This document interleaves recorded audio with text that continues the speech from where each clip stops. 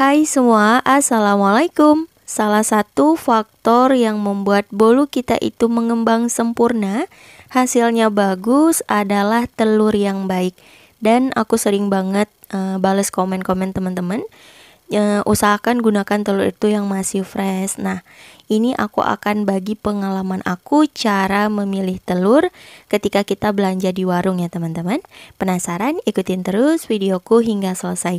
Jangan lupa subscribe dan tekan tombol loncengnya agar teman-teman gak ketinggalan video terbaru dari aku. Kalau udah, terima kasih banyak ya. Yuk kita langsung aja ke penjelasannya. Oke teman-teman, yang pertama biasanya aku pilih telur itu dari warna cangkang telurnya.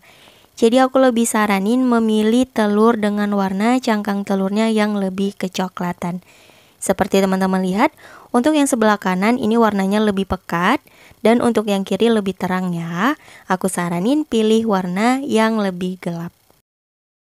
Lanjut, untuk yang kedua, aku bisa pilih dari bentuk telurnya teman-teman. Jadi aku lebih saranin pilih telur yang bentuknya mendekati bulat ya, seperti yang aku pegang di tangan kiri ini. Tuh, jadi mendekati bulat. Dan aku nggak saranin pilih yang lonjong, karena itu berpengaruh dari kuning telur yang dihasilkan. Biasanya kalau telur yang bentuknya itu mendekati bulat, kuning telurnya itu lebih besar. Jadi kalau untuk buat bolu itu nanti hasilnya lebih bagus. Yang ketiga bisa kita rasakan dengan cara memegang telurnya ya, yakni dari massa atau berat telurnya.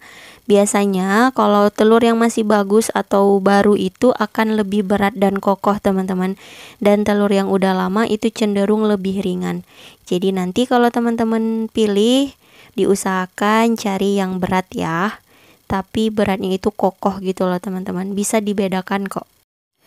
Dan biasanya kalau aku bikin bolu gitu, aku gunakan berat telurnya per butir sekitar 68 sampai 70 gram ya.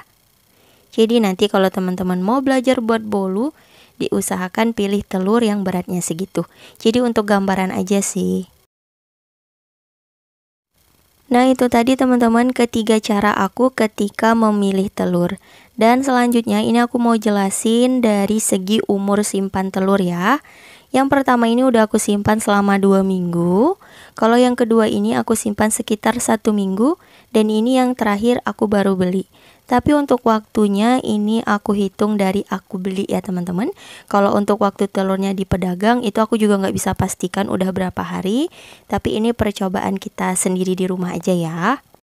Oke teman-teman, langsung aja kita coba pecahkan. Untuk yang pertama telur yang masih baru aku beli.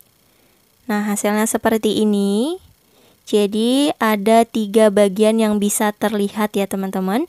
Ada tin albumen atau yang disebut juga dengan putih telur yang cair, kemudian titch albumen bagian putih telur yang kental, dan yang terakhir yolk atau kuning telur.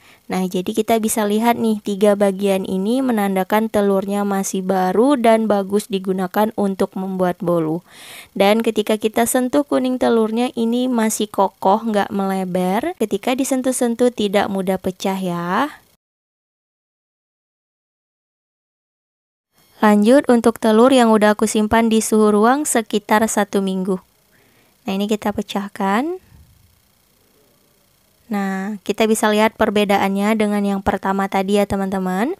Untuk bagian putih telur yang kentalnya udah pudar jadi nggak terlalu terlihat. Walaupun ketika kita sentuh masih ada nih teman-teman. Tuh bisa dibandingkan dengan yang pertama tadi. Tuh masih bisa dilihat ya bagian putih telur yang kental tapi udah samar gitu. Dan bagian kuning telurnya ini sedikit melebar. Jadi ini untuk penilaian sekitar 50 banding 50 gitu loh teman-teman. Jadi lumayan bagus dan masih bisa digunakan untuk membuat bolu ya.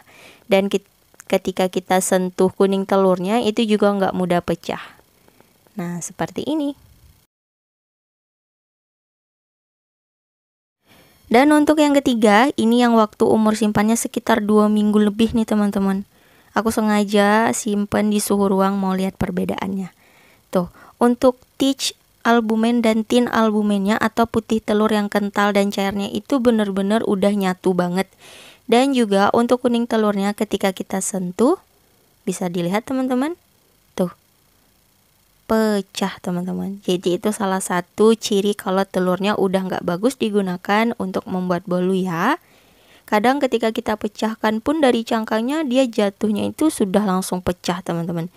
Tapi biasanya sih ada yang menggunakan, tapi kalau aku jarang ya.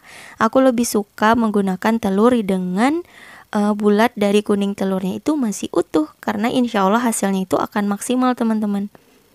Nah, ini kita coba bandingkan dengan yang telur baru atau telur yang masih bagus. Nah, ini yang telur mendekati bagus teman-teman. Tuh, untuk cara aku memecahkan kuning telurnya sama aja ya.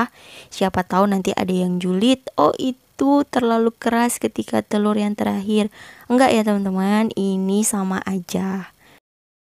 Nah, itu tadi sedikit penjelasan aku tentang cara memilih telur yang baik bisa digunakan untuk membuat bolu hingga hasilnya mengembang sempurna, bagus dan gak mengecewakan ya.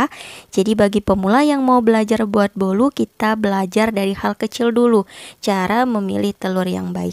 Semoga penjelasan aku bisa bermanfaat buat teman-teman, dan kalau misalnya ada salah kata aku mohon maaf, itu aku hanya berbagi pengalaman aku aja ya selama jualan dan sampai detik ini ketika aku memilih telur. Oke teman-teman, terima kasih yang udah dengerin penjelasan aku dari awal hingga akhir. Semoga bermanfaat dan selamat mencoba. Cukup sekian untuk video kali ini. Terima kasih. Jangan lupa like, comment, share, dan di subscribe. Wassalamualaikum warahmatullahi wabarakatuh. Bye bye.